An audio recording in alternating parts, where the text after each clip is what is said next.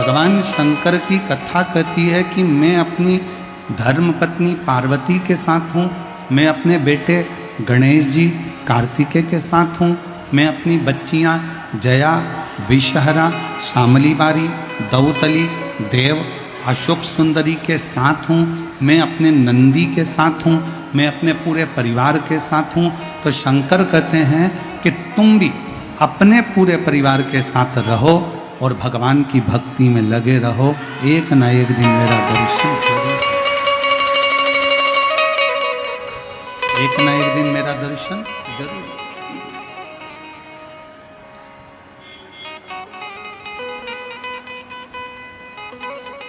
अपना परिवार छोड़कर हमको कहीं नहीं जाना, अपना घर छोड़कर अपन को कभी नहीं जाना।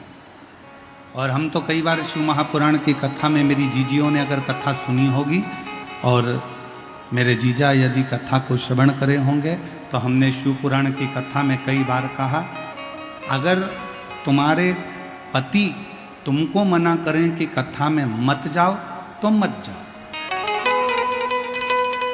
घर के लोग राजी हो ना तो कथा में, परिवार के लोग राजी हों तो कथा में। विश्वास जब हृदय में विराजमान होता है तो शंकर स्वयं करुणा करने के लिए आपके सामने प्रकट होता है।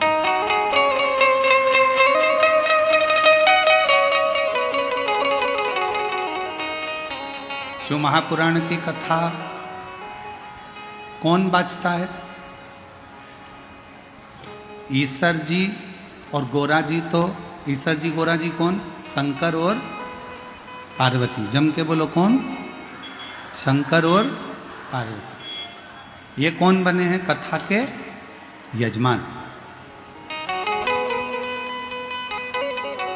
कथा कौन बाँच रहा है? तो कहा तुम रुका जी। तुम रुका जी कौन? तो कहा शंकर का ही कोई एक भाव, शंकर का ही एक स्वरूप, शंकर का ही एक अंश, शंकर का ही एक भक्त तुम रुका जी कथा को बाँच रहा है। कथा करवा कौन रहा है? तो कहा स्वयं देव अधिदेव महादेव चंचुला देवी के पति को मोक्ष देने के लिए स्वयं यजमान बनकर कथा करवा भी रहे हैं, बाँच भी रहे हैं और सुन भी रहे हैं, स्वयं शिव कर। अब यहाँ जितने मेरी जीजियाँ बैठी हैं, जितने मेरे जीजा बैठे हैं, जितनी मेरी बेटियाँ बैठी हैं, बेटे बैठे हैं, जितनी मेरी माताएं बैठी हैं, जितने मेरे भाई बैठे हैं, आप सब अपने अंदर ये विचार कर लेना कि आप कोई साधारण मनुष्य नहीं हो। तुम्हारे रिश्तेदार की शादी में रिश्तेदार जाते हैं, पड़ोसी के घर की शादी में पड़ोसी जाता है,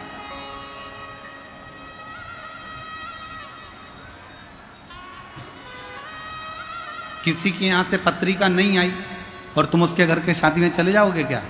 जम के बोलो जरा। किसी के यहाँ से निमंत्रण नहीं आया तो तुम उसके यहाँ शादी में चले जाओगे? नहीं जाओगे। उसी तरह जैसे किसी के यहाँ से पत्रिका नहीं आती तो तुम शादी में नहीं जाते, किसी के यहाँ से निमंत्रण नहीं आता तो तुम शादी में नहीं जाते, उसी तरह शंकर भगवान का निमंत्रण तुम्हारे दरवाजे पर आता है, शिवजी तुम्हारा हाथ पकड़कर लाते हैं तो तुम शिव पुराण में आते हो। अगर शंकर भगवान तुम्हारा हाथ पकड़कर लेकर यहाँ नहीं आते सिंहेश्वर की भूमि पर तो तुम नहीं आते।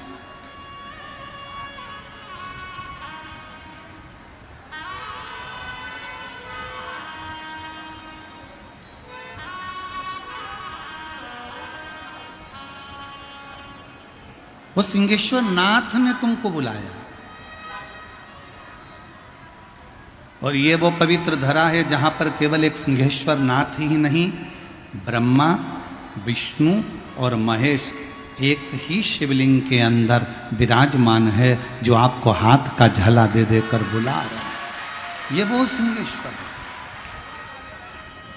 आप ये ना सोचें कि कथा में आप जा रहे हैं, नहीं नहीं, रिश्तेदार के यहाँ रिश्तेदार जाता है, उसी तरह शिव महापुराण की कथा में जितने पुरुष इस कथा को श्रवण करने के लिए आए हो, आप सब के अंदर शंकर का एक अंश है, आप सब शिव का एक प्रतिबिंब हो, इसलिए शिव महापुराण की कथा में आप पहुंच रहे हो। और जितनी मेरी जीजियां, जितनी मेरी बेटियां, जितनी मेरी माताएं इस कथा के अंदर अगर विराजमान हैं, तो आप स्वयं शिव और शक्ति का एक प्रतीक हो। आपके अंदर माँ जगत जननी विराजमान है, आपके अंदर स्वयं देव अधिदेव महादेव विराजमान है, इसलिए आप शिव महापुराण की कथा तक पहुँचे हो, वरना आप शंकर की कथा तक नहीं पहुँचे।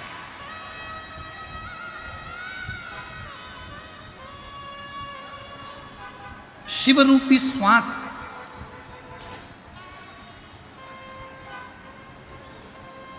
शिव रूपी श्वास शरीर से निकल रही है, आ रही है, जा रही है, तो ये शरीर है।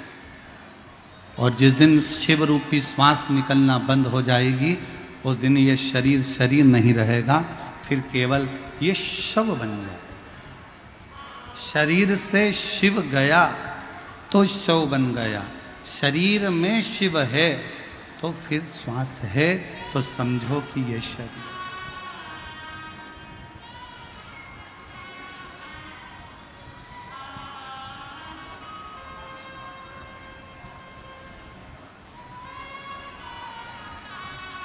और खाली न जाता कोई दर से तुम्हारे, खाली न जाता कोई दर से तुम्हारे। मैं भी खड़ी हूँ नन्ही बाहें पसार, अपने हृदय लगा लो, गिरा जा रहा हूँ, उठा लो भोले अपने दर से, अब तो ना गिरी जा रही हूँ।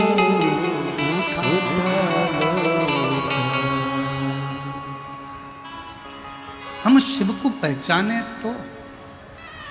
लोग कहते हैं संसार बुरा है, लोग कहते हैं जगत बुरा है, लोग कहते हैं ये बुरा है, लोग कहते हैं वो बुरा है। हम कहते हैं आप अच्छे बन जाओ तो पूरा जगत आपको अच्छा दिखने लगेगा। आपके अंदर शिव होगा तो पूरा संसार शिवमय नजर आए।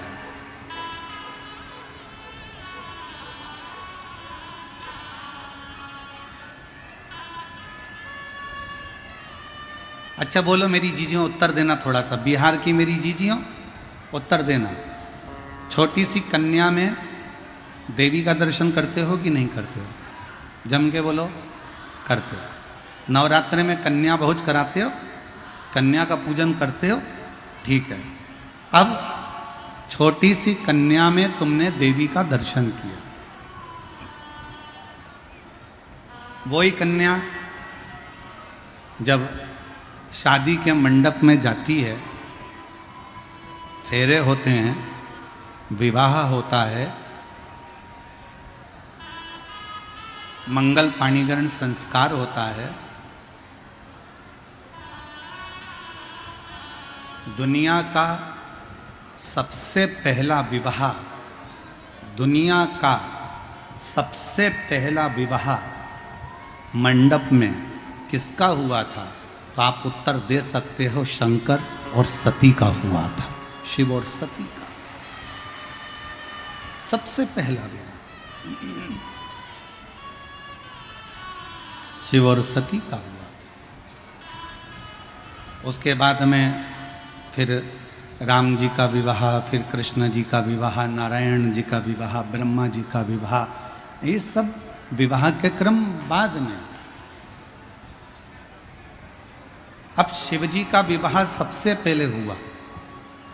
शंकर भगवान ने मां सती को वचन दिया, सती जब एक लड़की एक लड़के के साथ पाणी ग्रहण संस्कार में बैठेगी, उसका मंगल विवाह हो रहा होगा, उस समय पर लड़का और लड़की दोनों शंकर और पार्वती का स्वरूप होंगे। ये शिव ने कहा।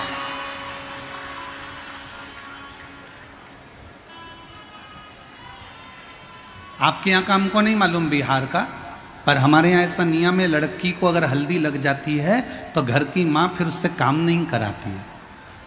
तुम्हारे यहाँ है क्या ऐसा नियम?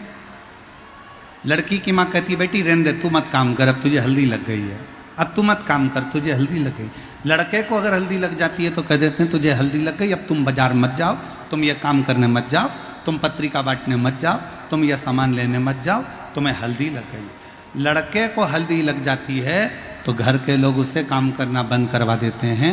लड़की को हल्दी लगती है तो घर के लोग उससे काम कराना बंद करा देते हैं। उनसे पूछो क्यों, तो किसी ने कहा हल्दी भरा हुआ शरीर लेकर कहाँ जाएगा, इसलिए। ऐसा नहीं है, हल्दी भरा शरीर क्यों नहीं, जब हल्दी बाजार में बिक सकती है, हल्दी बाजार में लग सकती है, हल्दी की दुकान चल सकती है, तो शरीर में लगने में क्या दिक्कत। पर हल्दी भरा शरीर लेकर, ऐसा नहीं है, वो हल्दी लगने के बाद शंकर और पार्वती का एक स्वरूप हो जाता है, इसलिए वो इधर उधर नहीं जा पाए, उसका स्मरण किया। वो शिव और पार्वती का एक प्रतिबिंब है।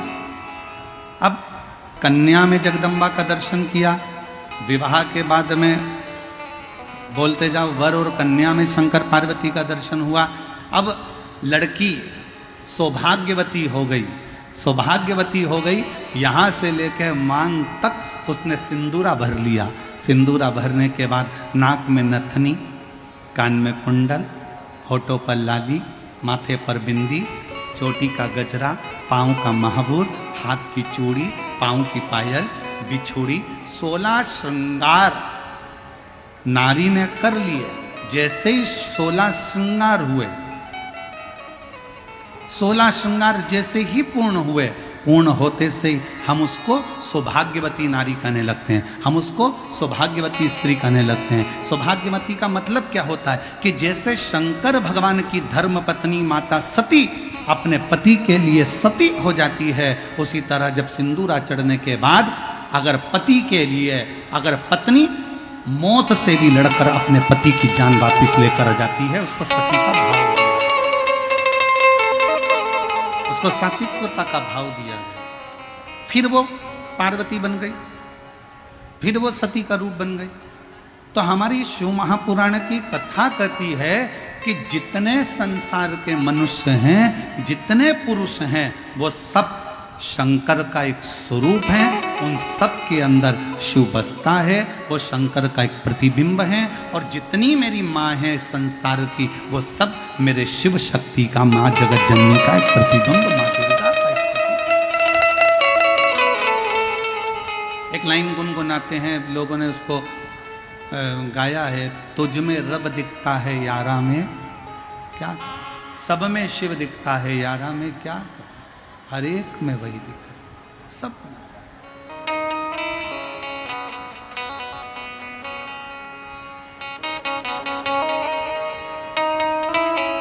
सब में वही है। ऐसा कोई स्थान नहीं जहां पर वो नहीं। वो कहते हैं ना, पीते शराब हैं और कहते हैं नशा खराब है, पीते शराब हैं और कहते हैं नशा खराब है, खुद कुछ नहीं करना चाहते और कहते हैं किस्मत खराब है। हर एक व्यक्ति का यही मांजरा है, हर एक व्यक्ति का यही मांजरा है, खुद अच्छा देखता नहीं और कहता है जमाना खराब है।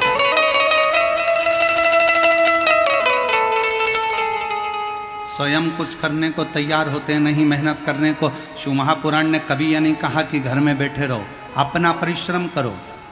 बच्चे को अगर बेलपत्र चढ़ाने का बोलो, बच्चों को अगर शहद की बेलपत्र लगाने का बोलो, तो ये बात भी बोलो कि सियोर वाला महाराज अपनी प्रत्येक कथा में कहता है कि अपनी पढ़ाई को 4 गुना बढ़ाना है, अपनी एजुकेशन को 4 गुना बढ़ाना है, अपने अध्ययन को 4 गुना बढ़ाना है, अपने परिश्रम को 4 गुना बढ़ाना है। रात दिन एक कर दो और फिर परीक्षा देने जाओ तो एक बेलपत्री पर शहद लगाकर शंकर को चिपकाकर फिर जाओ, रिजल्ट तुम्हारे पक्ष में।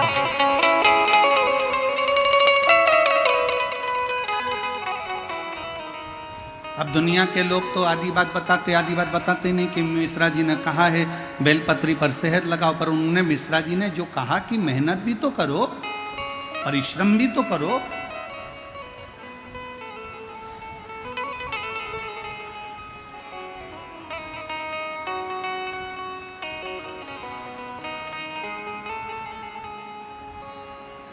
जब हम मेहनत ही नहीं करें, परिश्रम ही नहीं करें, तो शिव कैसे फल दे? थोड़ी मेहनत हाथ की, बाकी कृपा भोले नाथ की। थोड़ी सी मेहनत, थोड़ा सा संघर्ष, सीए की पढ़ाई कर रहे हो, इंजीनियरिंग की पढ़ाई कर रहे हो, डॉक्टर की पढ़ाई कर रहे हो, आईपीएस ऑफिसर बनने के लिए तैयारी कर रहे हो, खूब पढ़ो। यह कभी मत सोचना कि मैं बन ही नहीं सकता। दुनिया की ऐसी कोई कुर्सी नहीं, कोई सिंहासन नहीं जिस पे तुम नहीं बैठ सकते। बस तुम्हारे अंदर का जुनून जागना चाहिए और तुम्हारे अंदर का विश्वास जागना चाहिए, उस सिंहासन पर तुम बैठ कर।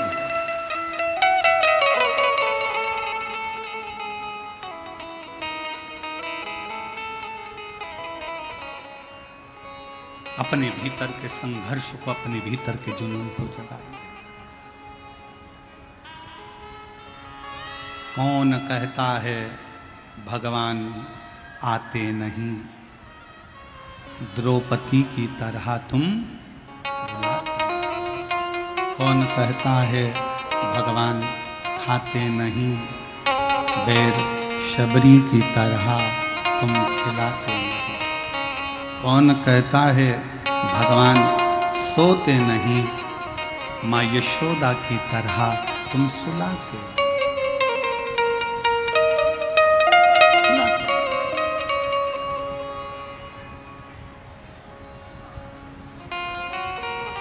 किस किस को लाजवाब बनना है? लाजवाब बनने के लिए सब तैयार हैं कि हमको लाजवाब बनना है, पर लाजवाब बनने के लिए सबसे बड़ा एक त्याग करना पड़ता है। लाजवाब बनना है तो जवाब देना छोड़ना पड़ेगा, तब तुम लाजवाब बन सकते हो। अब बहू सोचती है कि मैं लाजवाब बन जाऊं, अब बहू सोचे कि मैं लाजवाब बन जाऊं, पर तू जवाब सास ने कुछ बोला और उसने पलट के जवाब दिया। पत्नी कहे मैं लाजवाब जब बन जाऊं, तो पति ने कुछ कहा, उसने पलट कर जवाब दिया। पति कहे मैं लाजवाब बन जाऊं, पति ने कुछ कहा, पत्नी अपशब्द कह दी। एक दूसरे को जवाब देने की परिभाषा को थोड़ा कम करो।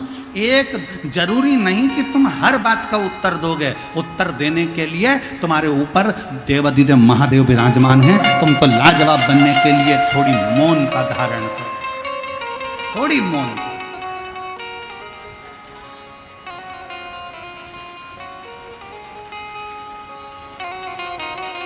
धनु राजा के 2 पुत्र थे।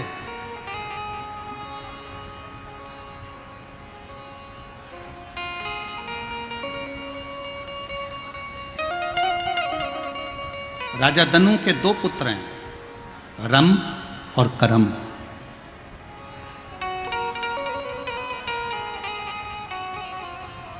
दोनों तप करने गए, तपस्या में लीन होने गए, और इनके घर में औलाद नहीं थी। रंभ के घर में भी औलाद नहीं थी और करम्ब के घर में भी औलाद नहीं। दोनों के घर संतान नहीं। दोनों तप करने चले गए।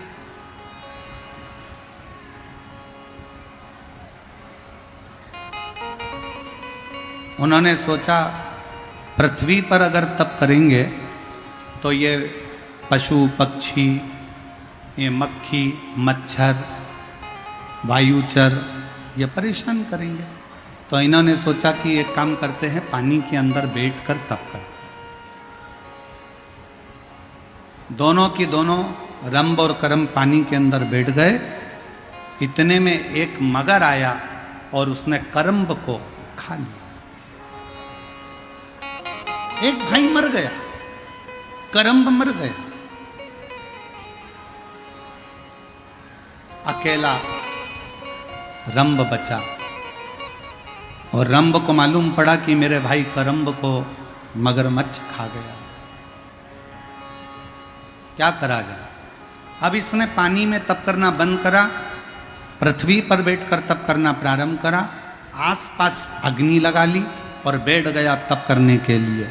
तप करता गया करता गया करता गया करता गया, तप इतना तीव्र कर लिया कि आखिरी में ब्रह्मा जी को आना पड़ा और ब्रह्मा जी को पूछना पड़ा कि यह बताओ कि तुम्हें चाहिए क्या।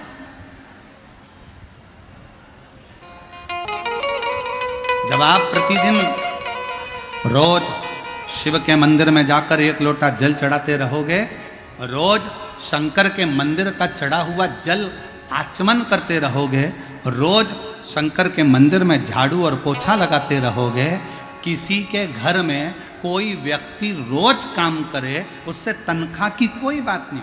तुम्हारी दुकान पर कोई व्यक्ति आए, रोज काम करे रोज काम करे रोज काम करे, तनख्वाह की बात नहीं हुई, तुमने तो रोज काम करवाया, तो धीरे धीरे तुम्हारे मन में भाव उत्पन्न हो जाता है, ए बेचारा चाय ला कर देता है, ए बेचारा झाड़ू लगा देता है, मेरी दुकान खोल देता है, तो तुम्हारे मन में भाव आएगा। तुम क्या करोगे, उसको चाय पिलाना चालू करोगे। फिर तुमने सोचा ले 10 रुपये रख लिया कर रोज, 50 रुपये रख लिया कर रोज, सेठ जी ने 50 रुपये देना चालू कर दिया। तनख्वाह की कोई बात नहीं है, ये तो बेचारा ऐसी ओटले पर बैठा था और इसने काम करना चालू करा। सेठ जी झाड़ू लगाना चालू करी, सेठ जी की दुकान पे चाय ला कर दी, सेठ जी का सारा ऑफिस साफ कर दिया, तो सेठ जी के अंदर दया प्रकट हो गई, उसने 25-50 रुपये तनख्वाह के देना चालू कर दिया। उसी तरह जैसे तुम शंकर जी के मंदिर में जाओगे, उनके मंदिर में झाड़ू लगा रहे हो, पोछा लगा रहे हो, जल चढ़ा रहे हो, उसकी ज्वारी लगा रहे हो, उसका श्रृंगार कर रहे हो, आचमन कर रहे हो जल का, तो एक ना एक दिन भगवान शंकर के मन में भी आ जाता है कि इसको तनख्वाह कुछ ना कुछ देना चाहिए, इसको कुछ ना कुछ देना। और तेरे मंदिर में आना मेरा काम है, मेरी बिगड़ी बनाना तेरा काम, तेरी चौखट पर मैं आ ही गया, मुझे दर्शन दिखाना तेरा। एक पत्र है,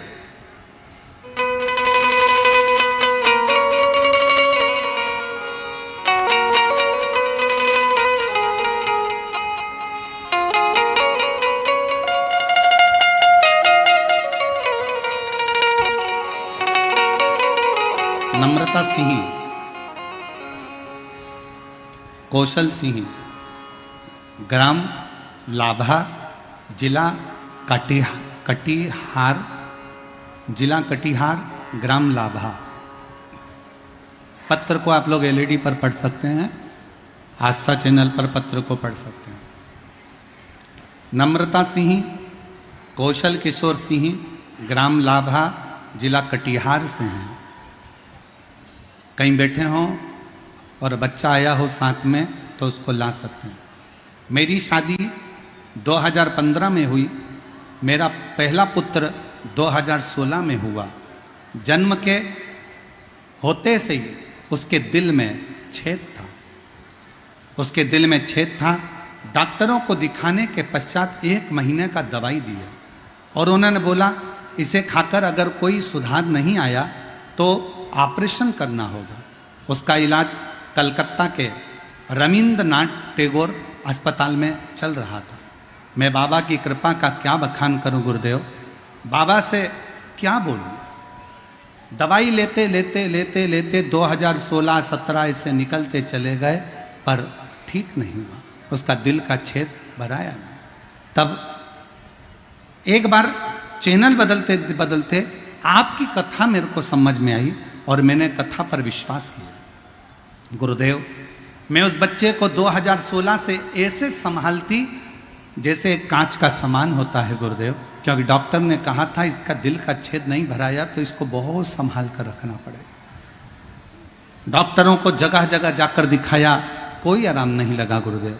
समय निकलता गया, तब एक बार हम मन में विचार करें कि अब करें तो करें क्या। हमने बाबा का 1 लोटा जल अपने बच्चे को पकड़ाया, शिवजी के मंदिर ले जाना चालू करा। शिवजी के मंदिर में जल चढ़ाते, उस जल को लेकर बच्चे को पिलाकर उसके हृदय को लगा देते।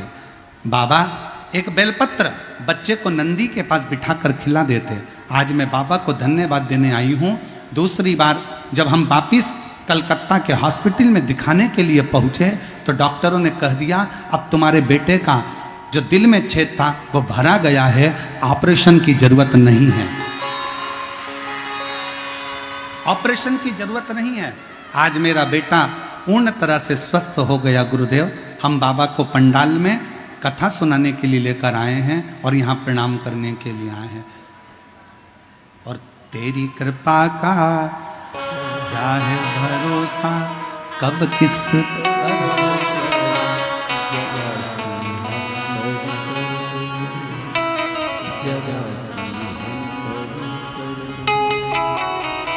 तेरी कृपा का क्या है भरोसा, कब किस पर हो जरा हम पर जरा।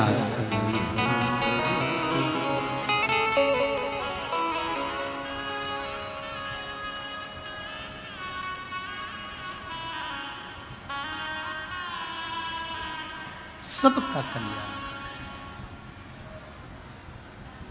तूने ऐसी दुनिया में कौन है जिस पे कृपा ना करी, जिस पे तूने करुणा ना करी। ब्रह्मा ब्रह्मलोक में, भगवान विष्णु बैकुंठ लोक में, पर इस पृथ्वी का तो एक ही देव है और इस पृथ्वी का वो देव अधिदेव महादेव है जिसका एक लोटा जल हमारे जीवन की सार्थकता सिद्ध कर देता है। सार्थकता सिद्ध।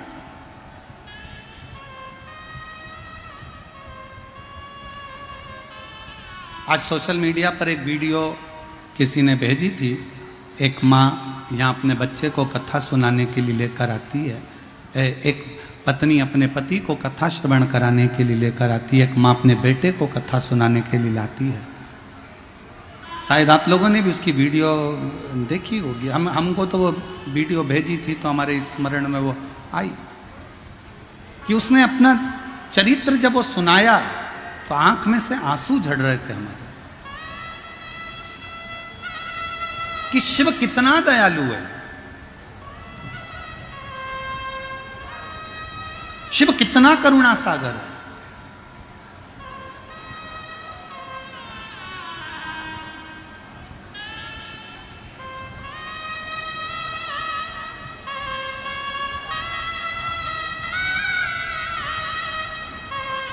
सुषमा देवी, पति विजय शंकर झा, पंचगढ़िया, सहरसा, बिहार से हूँ।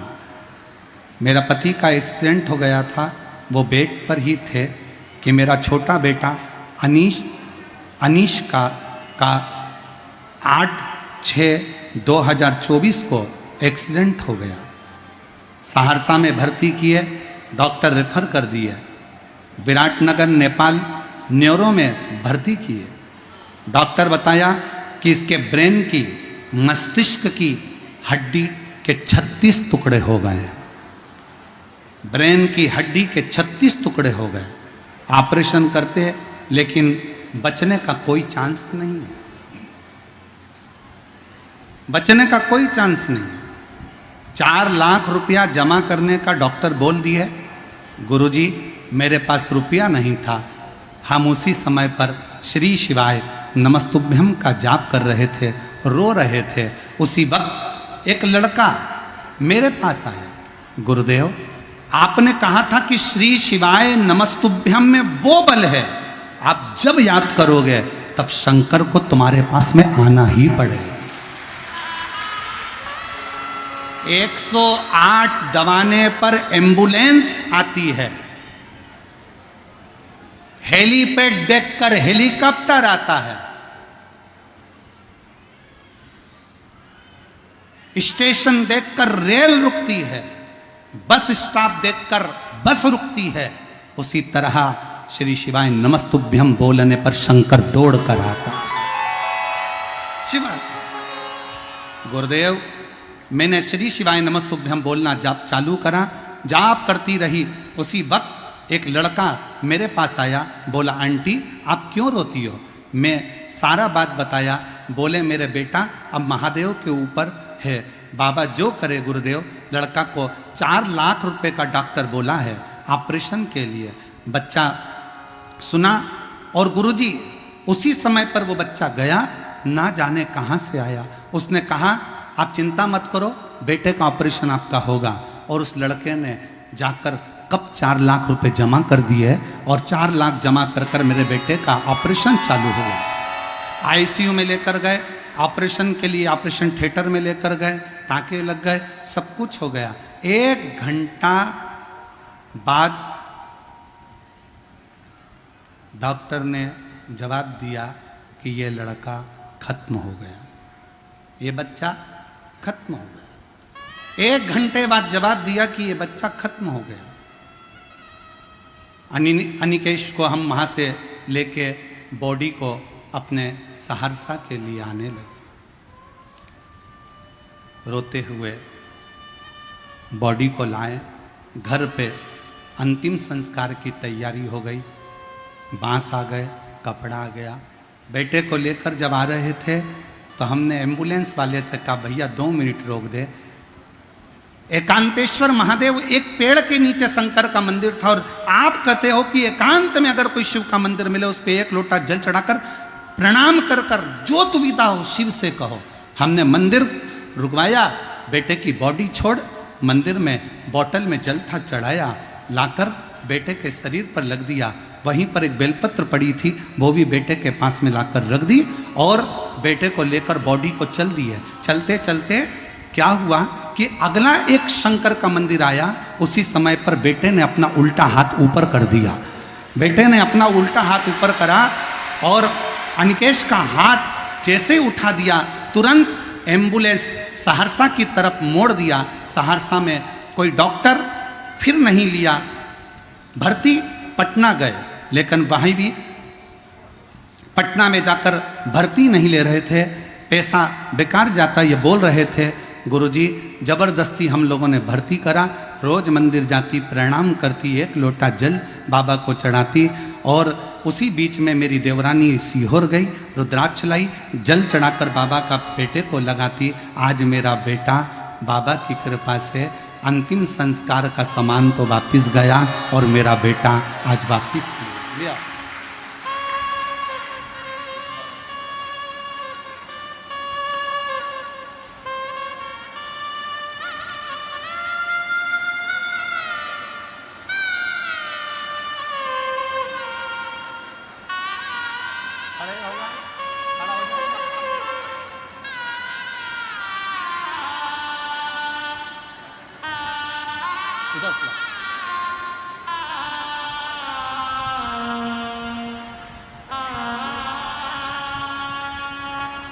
और तेरी कृपा का क्या है भरोसा, कब किस पर हो जरा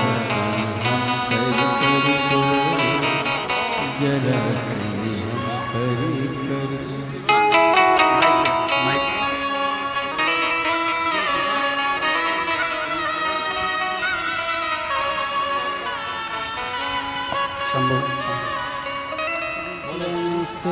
नमस्तु है, नमस्तु है। डॉक्टर ने कहा था ये कभी उठ नहीं पाएगा, बोल नहीं पाएगा, इसका शरीर काम नहीं करेगा, पर शिव की कृपा से इसकी आंखें भी चली गई थी। अब धीरे धीरे आंखें भी वापिस आ रही है, खड़ा भी हो रहा है, हाथ भी हिल रहा है और बोल भी रहा है।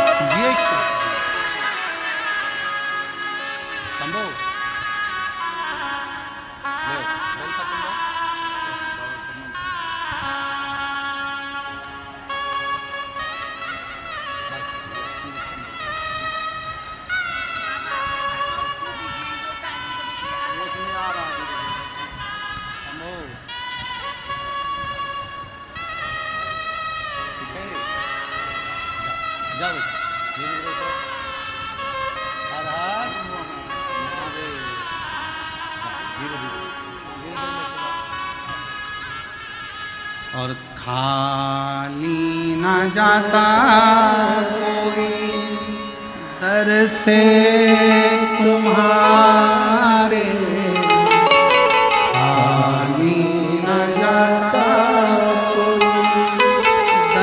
से तुम्हारे मैं भी खड़ी हूँ नन्ही बाहें पसारे, अपने हृदय से लगा लो गिरा जा रहा हूँ, उठा भोले अपने अब तो ना गिरी जा रही।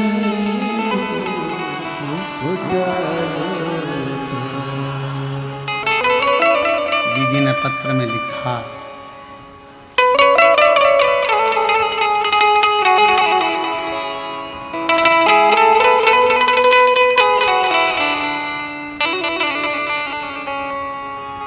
पटना के डॉक्टर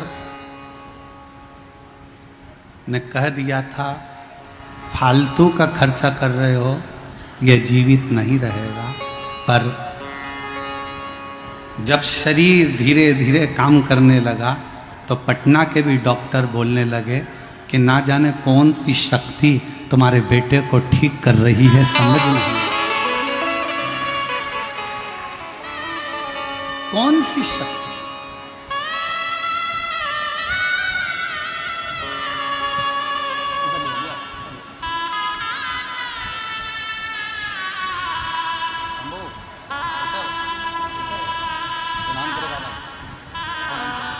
यही वो बच्चा है, 2016 से इसके दिल में छेद था और छेद भराया नहीं था तो डॉक्टर इसका ऑपरेशन का कर रहे थे और जीजी ने शिव जी को जल चढ़ाना, पिलाना, बेलपत्र खिलाना, श्री शिवाय नमस्तुभ्यम का जाप किया। बाबा की कृपा से छेद भरा गया। कलकत्ता के डॉक्टरों ने कह दिया ठीक है।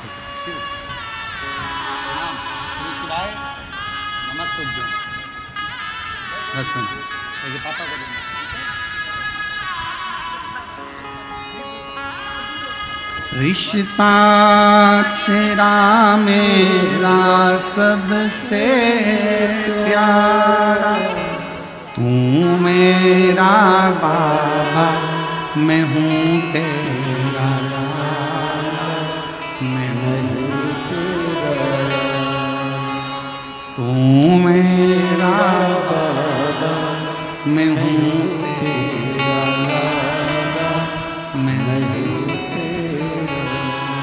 उसका भरोसा। जब आप मुख से श्री शिवाय नमस्तुभ्यम का उच्चारण करते हो, शिव तुम्हारे करीब में आता है, शंकर नजदीक। एक लड़का 3 साल से कोमा में पड़ा है।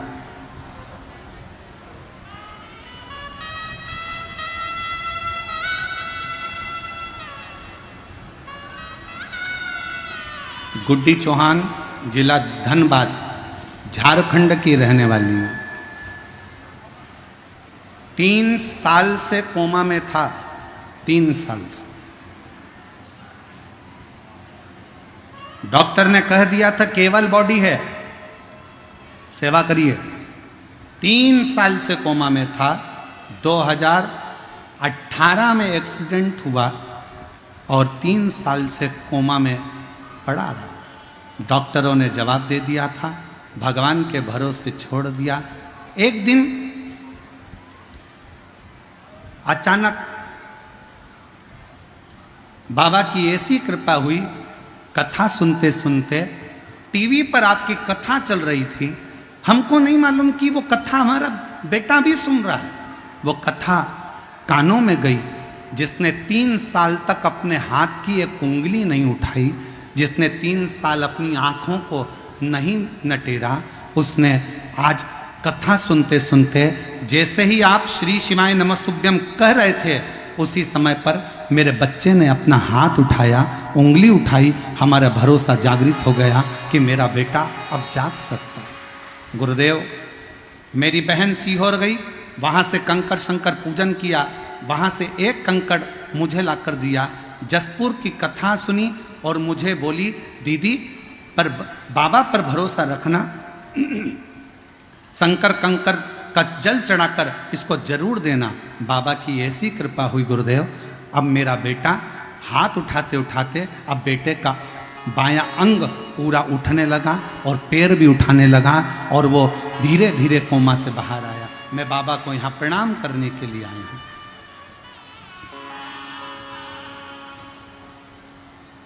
एक लाइन अच्छी लिखी है, सब लोग गुनगुनाएंगे साथ में। भोलेनाथ दया करना, मैं तेरे भरोसे, मेरे बाबा दया करना, मैं तेरे भरोसे। ना घर के भरोसे हूँ, ना परिवार के भरोसे हूँ,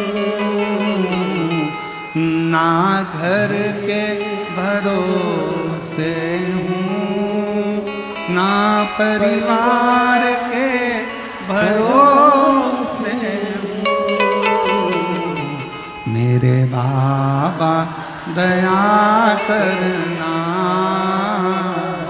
मैं तेरे भरोसे।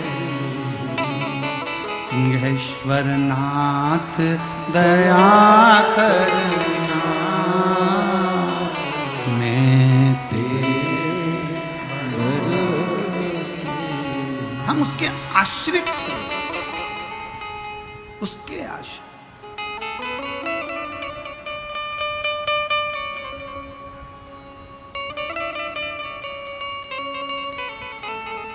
ऐसी कौन सी उलझन है जो मेरा शंकर सुलझा नहीं सकता। मेरी जीजियों, मेरे जीजाओं, मेरी बेटियों बेटाओं, मेरी माताओं, मेरे भाई, ना जाने फिर कहूँगा मैं ये बात, 2 दिन पहले भी ये बात कही थी, आज फिर कह रहा हूँ। ना जाने कौन सा पुण्य बिहार के इन लोगों ने, भक्तों ने करा है, जो सिंहेश्वर बाबा की इस पवित्र भूमि पर बैसाख में प्रदोष के दिन कथा को सुन रहे हैं। कौन सा? और दिल लूट लिया सिंहेश्वर के निवासियों ने। हम देख रहे थे रास्ते में से आते आते, कोई पानी पिला रहा, कोई शरबत पिला रहा। आज तो एक अलग सी नज़ारा हमने देखा कि लोग रोड पर पानी डाल रहे थे। तो हमने, वो शुभम बेटा हमको लेकर आता है चौधरी, हमने उससे पूछा ये पानी क्यों डाल रहे हैं? तो कहा गुरुजी, कई लोग जहाँ गाड़ी छूट रही है वहाँ से नंगे पैर चले आ रहे हैं, ना जाने कैसी श्रद्धा है। हमने कहा ये बाबा सिंहेश्वर की भक्ति है और उनकी नैया पार जरूर होगी। जो उसकी चले आ रहे, चले एक एक दुकानदार, मैं धन्यवाद दूं, कितना कितना साधुवाद दूं मैं साथ में यहाँ की पुलिस प्रशासन को, यहाँ की एक एक व्यवस्था को देखकर। 2 लाख भक्त प्रतिदिन सुबह और 2 लाख भक्त शाम को भंडारे में भोजन कर रहे हैं। 20 टन चावल रोज लगता है। जरा अंदाजा करिएगा, 20 टन चावल प्रतिदिन भंडारे में लग रहा है, रोज का लग रहा है।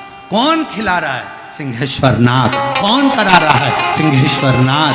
कौन दे रहा है? सिंहेश्वर नाथ। हम आश्चर्य में पड़े हुए इस बिहार की कथा को देखकर, सुनकर हम आश्चर्य में कि गजब गजब, कहां से आ रहा है, कहां जा रहा है, कौन खिला रहा है, कौन खा रहा है, पता ही नहीं पड़ रहा। और भोजन परोसने वाली वो जीजियां ना जाने कहां कहां से आई। सब्जी काटने वाली मेरी बहनें कब पहुंच जाती हैं भोजन बनाने, रोटी बेलने, और इतने प्रेम से भोजन परोस रही हैं कि भोजन लेने आने वाला भी एक बार की जगह 4 बार खा रहा है। इतना विश्वास। हम तो बाबा के भरोसे, हम तो बाबा के भरोसे चलते हैं। ये शिव की कृपा के बिना कुछ नहीं हो सकता। भूतो न भविष्यते।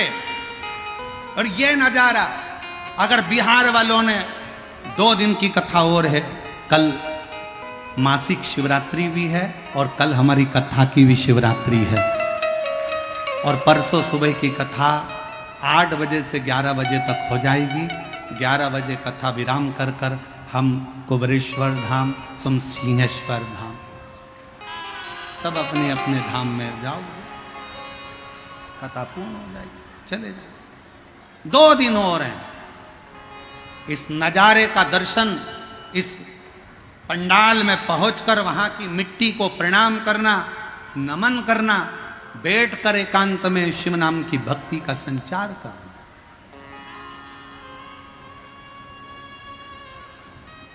जो दिन में नहीं आ सकते वो रात्रि में आकर बैठकर 2 मिनट श्री शिवाय नमस्तुभ्यम प्रणाम करो, भजन करो, कीर्तन करो, बाबा की भक्ति करो, जाओ। क्या इतने शिव भक्त की पंडाल जितना बड़ा आप लोगों ने मेला ग्राउंड करा, पूरा मेला ग्राउंड भक्तों से भरा पड़ा है, रोड उन भक्तों से भरी पड़ी हुई है, दुकानें भक्तों से भरी पड़ी हुई है, कहीं जगह नहीं है पांव रखने की।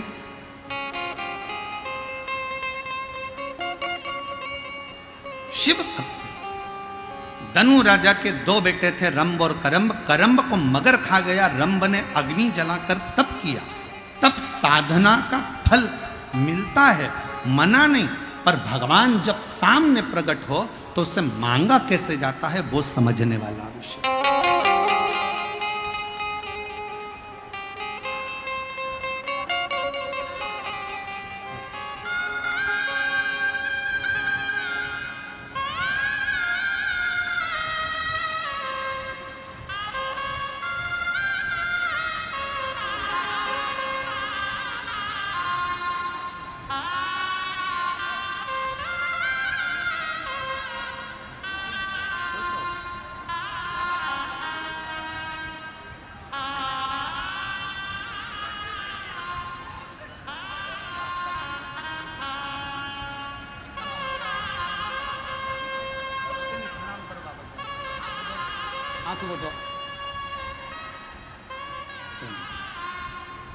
अरे तेरा ही दिया मैंने खाया पिया,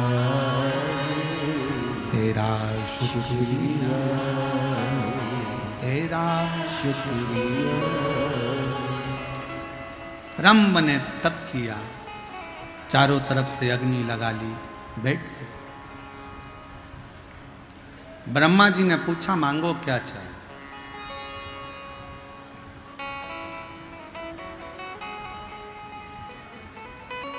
भगवान से मांगने के लिए भी तुमको सोचना पड़ेगा 50 बार, विचार करना पड़ेगा। कभी कभी भगवान देने को तैयार हो जाता है पर हम मांग ही नहीं पाते। एक सेठ सेठानी मंदिर में जल चढ़ाने गए, साथ में अपने पोते को भी ले गए। लोटा था एक, पति के पहले मैं चढ़ाऊं, पत्नी के पहले मैं चढ़ाऊं, पोता के पहले मैं चढ़ाऊं। लोटा शंकर जी के ऊपर, वो इधर खींचे वो उधर खींचे, शंकर जी के ऊपर ही लोटा धड़ से गिर गया। जैसे शंकर जी के ऊपर लोटा गिरा, पार्वती जी शिव जी की पूजन कर रही थी, उन्होंने शंकर भगवान को देखा तो उनके सिर पे गुम्मा पड़ा, अच्छा खासा सिर यहां से ऊंचा हो गया। पार्वती जी बोली भोले बाबा ये क्या हो गया। शंकर भगवान बोले एक पति पत्नी जल चढ़ाने के लिए झगड़ा कर लिए, पोता भी झगड़ा कर लिया, लोटा मेरे सिर पे गिर गया। पार्वती जी ने कहा इतनी सच्ची भक्ति कि लोटा गिरा शिवलिंग पे और गुम्मा पड़ गया शंकर को। पार्वती जी बोली अब भी की अब भी जाओ और उनको वर देकर आओ। शंकर भगवान बोले ऐसा कोई होता है क्या, एक तो उन्हें लोटे की मार दी, ऊपर से क्या वर देकर आओ, कुछ भी हो पर तू वर तो देकर आओ। शंकर भगवान पार्वती के कहने पर पहुंच गए। पहुंच गए। शिव जी ने कहा मांगो तुम्हें क्या चाहिए। सेठ जी ने पूछा तुम कौन? शंकर जी। पहले तो कभी नहीं आए। भगवान बोले ऐसा लोटा भी कभी नहीं पड़ा। पड़ा तो आना तो पड़े। मांगो तुम्हें क्या चाहिए। इतने में पत्नी बोली लेडीज फर्स्ट, पहले मैं मांगूंगी, तुम नहीं मांगोगे। शंकर भगवान ने कहा जिसकी मर्जी हो वो मांग लो, मांगो। किसको मांगना? पत्नी बोली मैं, पति के मैं, पत्नी के मैं, पोता के मैं। इतने में भगवान शंकर बोले पहले इसको मांग लेने दो, लेडीज फर्स्ट, मांगने दो। तो इसने कहा भगवान भोलेनाथ मुझे अगर देना चाहते हो तो मुझे तुम 16 साल की बना दो।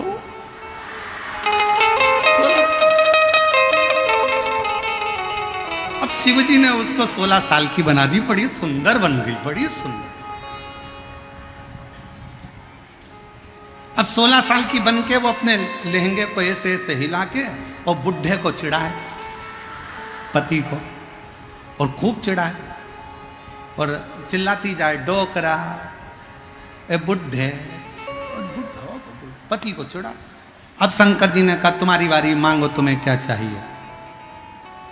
सेठ जी ने सोचा बताओ कितनी इतरा, अब भी रुक जा। शंकर जी ने कहा मांग तुझे क्या चाहिए। कि भोलेनाथ इसको कुतिया बना दो, इसको बनाओ तुम कुतिया। शिव जी ने कहा तथास्तु। अब पति बोला और मटक ले और डोल। अब आई पोते की बारी। पोते से कहा शंकर जी ने कहा तुम मांगो तुम्हें क्या चाहिए। समझदार था पोता। पोते ने कहा बाबा देना चाहते हो तो ये पहले जैसे थे हमको वैसा ही कर दो, कुछ नहीं चाहिए, कुछ नहीं, हम जैसे थे वैसा कर। मांगने के लिए समझदारी बहुत ज्यादा जरूरी है। लोग मंदिर में जाते हैं तो दूसरे के लिए कहते हैं पड़ोस वाली ने ऐसा कर दिया, भोलेनाथ जरा देख लेना उसको। अब शंकर जी उस जगह पर अगर हैं तो तुम अपने लिए मांगना,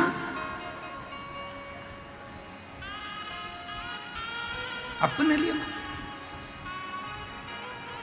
जगत के हित के लिए मांगो। रोती रोती बोली उस मेरी देवरानी ने मेरा बुरा करा है, भगवान उसका बुरा कर देना। नहीं नहीं, भगवान से कहना भोलेनाथ सबका भला करना। मैं जानती हूं तेरी लाठी में आवाज नहीं है, पर तू कृपा सब पर करना बाबा, मेरी भी झोली भरना और दुनिया की भी झोली भरना। सर्वे भवन्तु सर्वे। क्यों किसी के लिए कुछ मांगना? एक बात बहुत पुरानी है पर स्मरण वाली है कि हम दुनिया का जब बुरा चाहते हैं तो सबसे पहले बुरा हमारा अपना होता है। हम दुनिया के लिए खड्डा खोदते हैं तो सबसे पहले खड्डा अपने लिए। इसलिए मत बुरे कर्म कर बंदे वरना पछताएगा, भगवान की आंखों से बच नहीं पाएगा, तू बच नहीं पाएगा। अरे ओ अज्ञानी मत कर, तेरे कर्म का फल भी तू ही पाएगा, जैसा किया तूने तेरे आगे आएगा। मत बुरे कर्म कर वरना पछताएगा, भगवान की आंखों से बच नहीं पाएगा, तू बच नहीं पाएगा। तो शिव महापुराण की कथा कह रही है लाजवाब बनने के लिए जवाब देना बंद कर दो। धनु राजा के बेटे रंभ से सीखो कि उसने गलती क्या करी।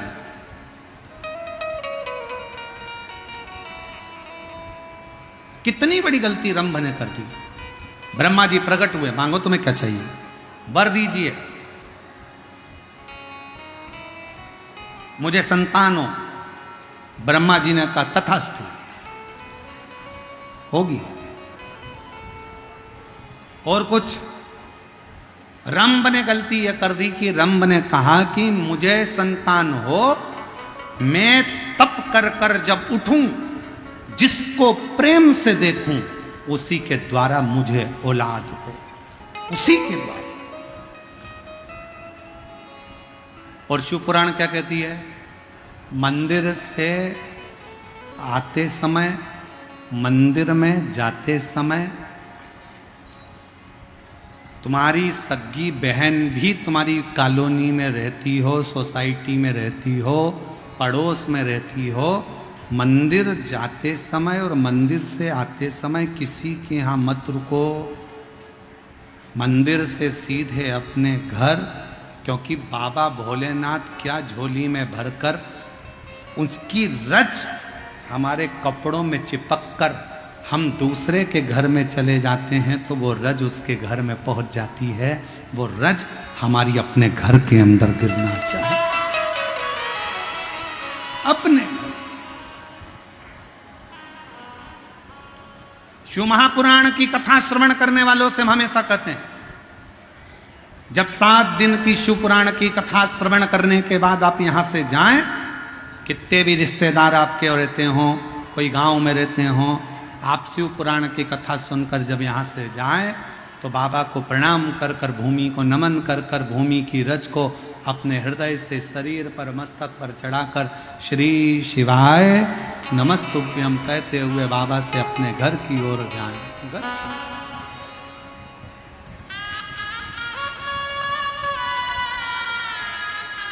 बाबा को प्रणाम करते,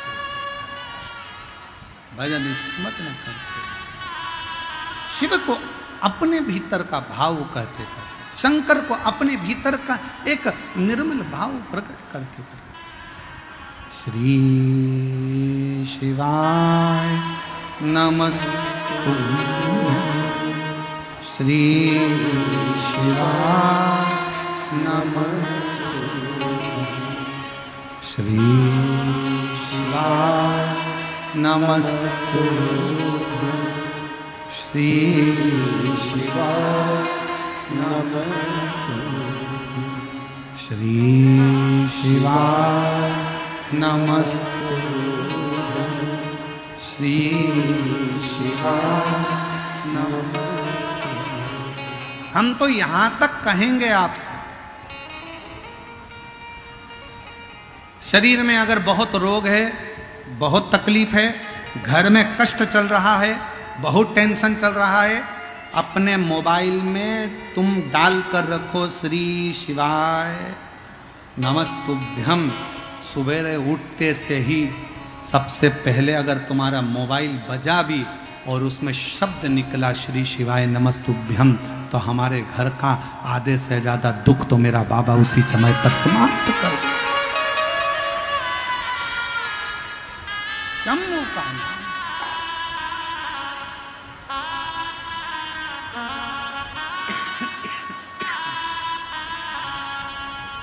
हृदय से तुम जो बोलो, एक पत्र है, अच्छा है,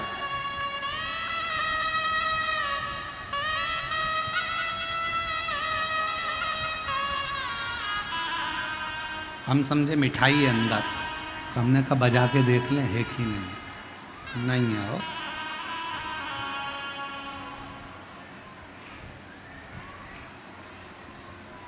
मैं दरभंगा बिहार महिया गांव की रहने वाली हूँ। मेरा नाम गुड़िया कुमारी है, मेरे पति का नाम श्याम शंकर सिंह है। एक लोटे जल का मैं क्या वर्णन करूं गुरुदेव। मेरी शादी को 11 साल हो गए थे, मेरे घर में कोई संतान नहीं थी।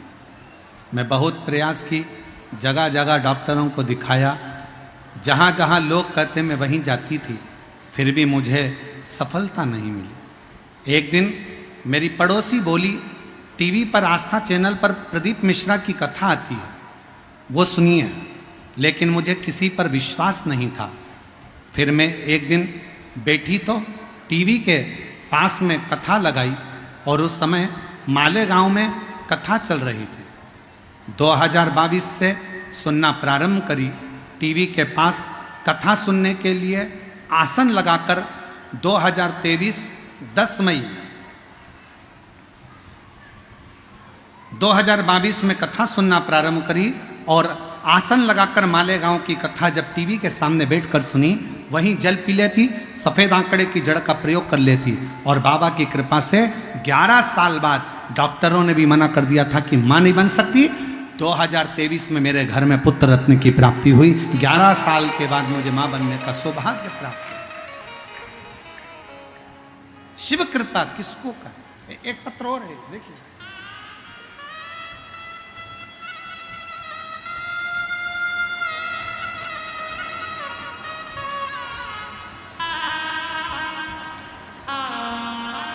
मौसम देवी, जिला बेगूसराय, गांव विक्रमपुर से रहने वाली हूं। मेरा मोबाइल नंबर ये है। मेरी शादी को 6 साल हो गए थे। डॉक्टरों को दिखाते संतान का सुख नहीं हुआ। तब मेरी दीदी के कहने पर पहली बार शिव महापुराण की कथा आस्था चैनल पर सुनना प्रारंभ करी। आसन लगाकर बैठ जाती, शिवजी से प्रार्थना करती, पशुपतिनाथ का व्रत करा, सफेद आंकड़े की जड़ का उपाय किया और बाबा की कृपा से 2024 19 दिसंबर को मेरे घर में पुत्र रत्न की प्राप्ति 6 साल बाद हुई। शिव की करुणा किसको कहे, शंकर की कृपा किसको। और तेरी कृपा का कब किस सब बोलो जरा सी हम पर कर दो जरा किसी ये मुंह का है। मुंह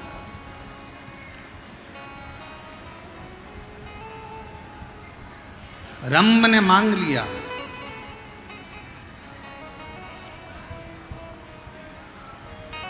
मांगा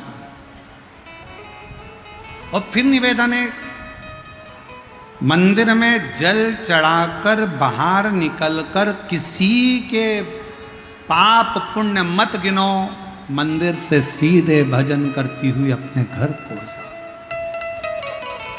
कथा कह रही है, सियोर वाला महाराज नहीं बोल रहा, शिव पुराण बोल रही है।